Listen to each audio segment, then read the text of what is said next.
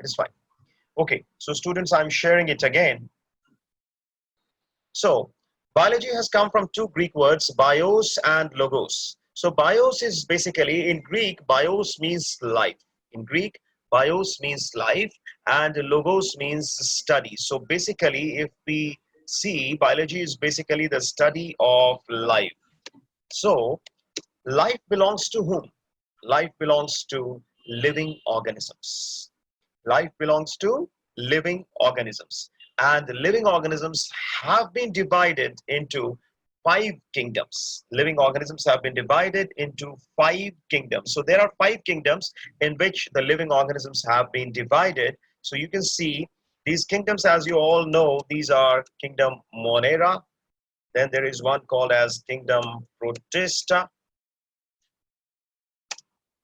So in short, we call them as protists, and protists are of two kinds. One is plant protists and the other is animal protists. Then the third one is what you call as fungi, and fungi includes the fungus. You must be familiar with fungus. There are so many fungus. Penicillium is there, streptomyces is there. There are so many, and they cause so many diseases as well. And there is one fungus which is very, very important. It's from which the first antibiotic was discovered. Whenever you go to a doctor, the doctor tells you to take antibiotic. The first antibiotic, that is penicillin, it was discovered from a fungus, Penicillium notatum. So fungi is another kingdom. Fungi is basically the plural of fungus. And then you have plantae, kingdom plantae, and kingdom animalia. So kingdom plantae and kingdom animalia. So animalia is the last kingdom, and this is the most advanced one also. So this is also very, very important. So what we see is that when talking about Monera, Monera includes what? Monera includes bacteria. It includes bacteria. Protista. Protista includes plant protists and animal protists like amoeba, like entamoeba, like giardia. There are so many, like paramecium. So there are so many organisms. Fungi includes fungus, and plantae includes plants, and animalia includes animals. Although there are animal protists as well, but animal protists are included as unicellular protists. So Protista is different from animalia. Protista is having unicellular organisms, whereas fungi, plantae, and animalia, these are including multicellular organisms. So right now, a very important term has come, which shows that we have said that fungi, plantae, and animalia, this includes multicellular organisms, whereas the kingdom Protista and bacteria, they are unicellular organisms. But Protista is different and bacteria is different. Bacteria, which belongs to kingdom Monera, is included under prokaryotes. So can you tell me what is the difference between prokaryotes and eukaryotes? It's very, very simple to understand it. Prokaryotes and eukaryotes, what is the difference between these two? All these four kingdoms are included in eukaryotes. So what is the difference between these two? See, it's very easy to understand the terminologies in biology. Pro means first, and karyon means nucleus. In Greek, karyon means nucleus and pro means first. So what do you mean by this is that pro is first and karyon means nucleus. So prokaryote means an organism in which the first nucleus came into being. But that nucleus was not a true nucleus because it is not enclosed by nuclear membrane. It is not enclosed by nuclear membrane, and it is not having a nucleolus. As you all know, you must have studied in class 10th that nucleus consists of a proper structure, which is there, nuclear membrane is there, and a structure, a small rounded structure called as nucleolus is there. But prokaryotes do not have nuclear membrane. They do not have nucleolus, but eukaryotes have nuclear membrane as well as the nucleus. In addition to that, there are certain membrane-bound organelles like mitochondria, which is called as the powerhouse of the cell. endoplasmic reticulum, which is responsible for ER. It is called as ER, endoplasmic reticulum, ER. Then Golgi bodies. All of these are membrane-bound organelles, but these membrane-bound organelles are not present in prokaryotes.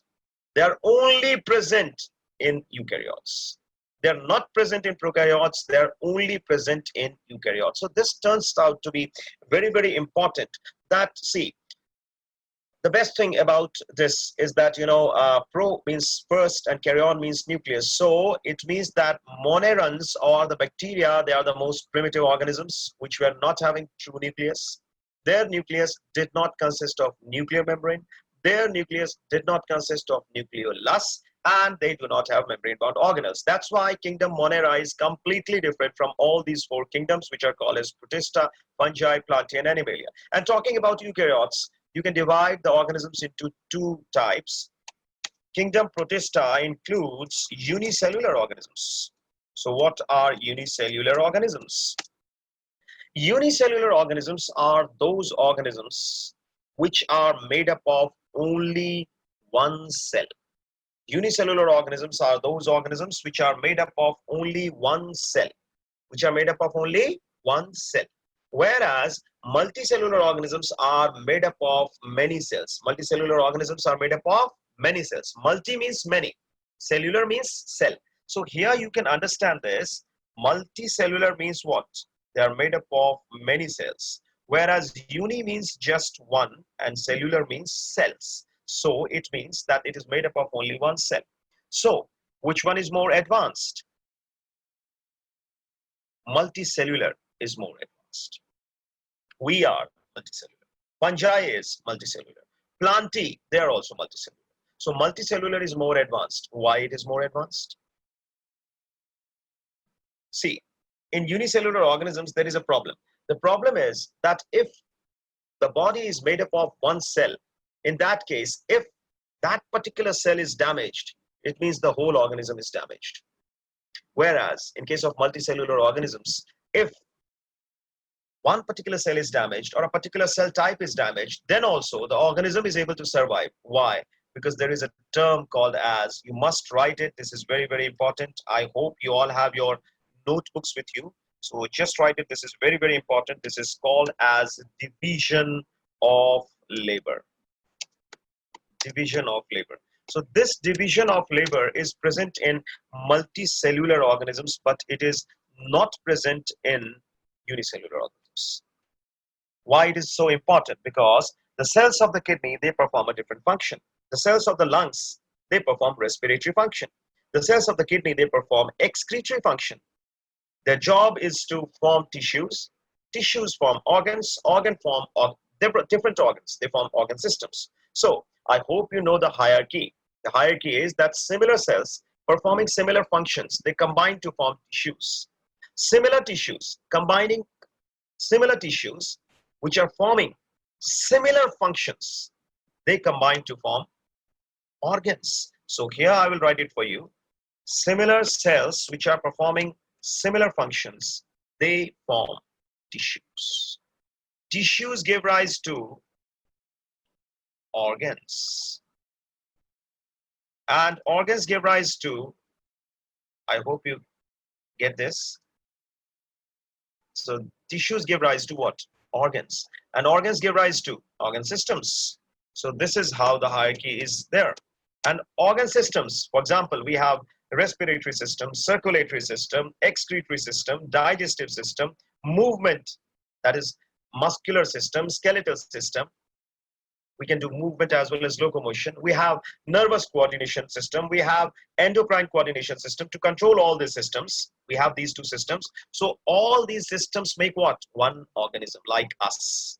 One organism like us. So tissues give rise to organs. Organ give rise to organ systems. And organ systems give rise to what you call as what? Organisms. Organ systems give rise to organisms. So this is very, very important.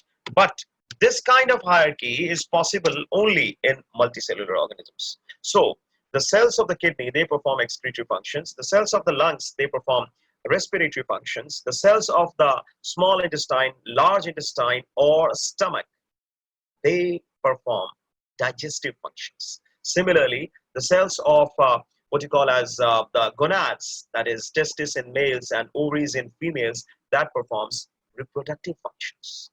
So there are several and different kinds of functions associated with each of the different kinds of organs, which are formed by similar tissues and which are formed by similar cells performing similar functions. So that is possible only in case of multicellular animals, and that's why multicellular animals are considered as more advanced because of this feature, which is called as division of limb. I hope it is all clear to you. If it is not clear, you can ask me a question or you can just send me through your chat message. Any doubt I would like to take for 1 minute, and after that I would like to move forward with you.